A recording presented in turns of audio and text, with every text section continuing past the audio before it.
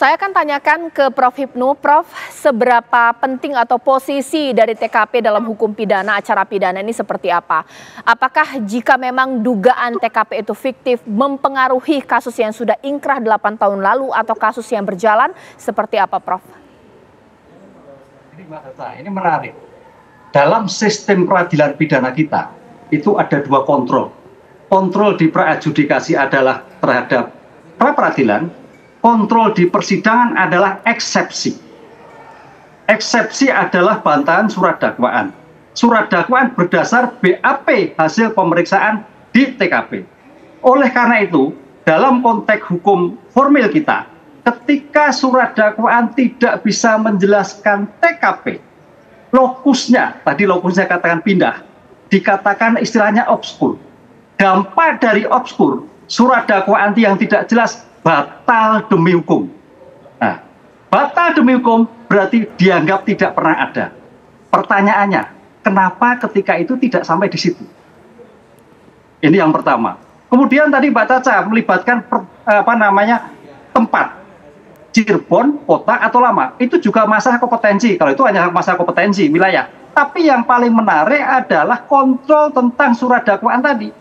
Surat dakwaan itu dikatakan batal apabila tidak memenuhi syarat objektif dari perkara yang diajukan. Oleh karena itu, kalau itu betul terjadi waktu itu, harusnya sejak awal dikatakan batal. Dianggap batal, dianggap tidak pernah ada. Dianggap tidak pernah ada berarti masing-masing terdakwa sekarang yang sudah diputus, dianggap tidak pernah ada. Ini Mbak, yang harus kita uji kembali. Pertanyaannya kenapa waktu itu tidak selidiki? Apakah pada waktu penasihat hukumnya kurang jeli, ataukah hakimnya pengadilan juga tidak jeli, sehingga sampai kontrol yang pertama tentang lokus dan tempus deliktinya tidak memberikan gambaran yang jelas. Ya, itu Mbak. Bang Farhad boleh dikomentari, kira-kira Bang Farhad setuju tidak klien Anda itu ditangani oleh kuasa hukum yang tidak jeli mempermasalahkan TKP ini atau bagaimana?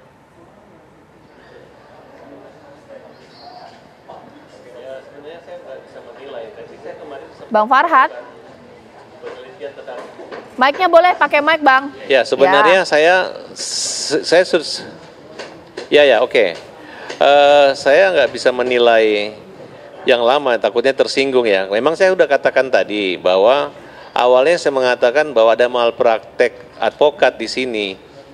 Nah, tapi setelah saya wawancara dengan Ibu Titin, ternyata memori banding maupun pledoinya itu yang sudah terregistrasi, terkirim, tapi tetap oleh hakim itu mengatakan tidak ada.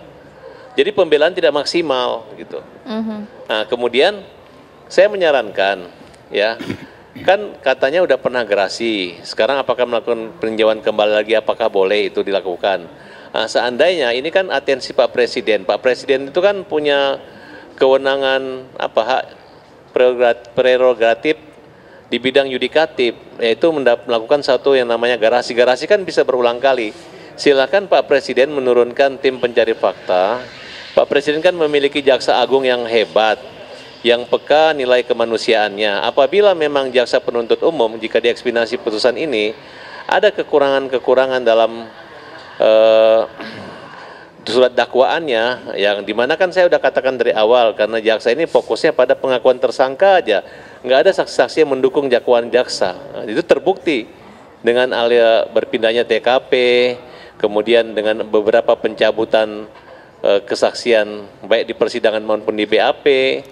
Nah, jadi menurut saya mereka ini sudah menjalani hukuman 8 tahun. Kalau ancaman seandainya pembunuhan ini tidak seumur hidup, cuma 15 tahun, ya berarti mereka udah keluar sebenarnya. Jadi seandainya pun mereka dibebaskan dengan catatan terjadi transparan dalam penyelidikan kasus ini, dan kita yakin bahwa sebenarnya saat ini salah tangkap salah orang, ada jaksa yang tidak profesional, hakim yang tidak profesional, sehingga kami melihat dalam putusan itu sama dengan copy paste, bahkan putusannya semua rata, seumur hidup semua gitu. Baru kali ini terjadi pembunuhan yang ada kecilnya, ada perannya yang mukul sekali, tapi rata semua sampai seumur hidup. Nah, oleh karena itu saya jangan dibiarkan mereka lama. Harusnya Pak Presiden turun tangan atau diberi kesempatan untuk dianulir dengan cara PK. Ya mungkin kasih kesempatan lagi jaksanya untuk ikut juga PK atau mendukung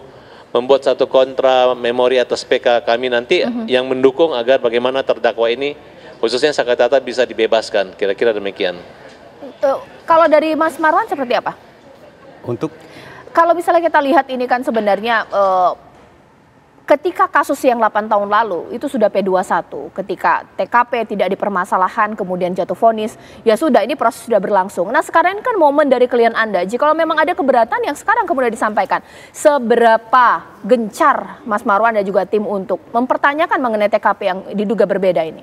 makanya Mbak Ya. ini kita judulnya ada kelihatan tuh, kasus Pina TKP fiktif. TKP-nya fiktif, yang pelaku utamanya juga fiktif. Berarti perkara ini adalah perkara fiktif. Ya tidak usah diteruskan dong terhadap klien saya. Klien saya ditutup perkaranya. SP3 apa salahnya sih? Kenapa kita mesti malu? Ya itu, Kapolri kenapa kita mesti malu Kapolri? Saya ingat kata-kata Kapolri, masih saya ingat itu. Kalau ikan busuk, kepalanya dibuang. Nah sekarang buang dong. Kapoldanya copot bila perlu. Dirkrimum bila perlu copot dirkrimumnya. Contoh saya bilang, kenapa saya bilang ini? Sekarang ini Mbak, tadi saya pagi tadi saya menanyakan Mbak ke tim saya, seharusnya klien saya habis masa penahanan tanggal 10. Ya. Pagi tadi saya ingat pagi tadi belum ada surat perpanjang penahanan. Loh, kok bisa?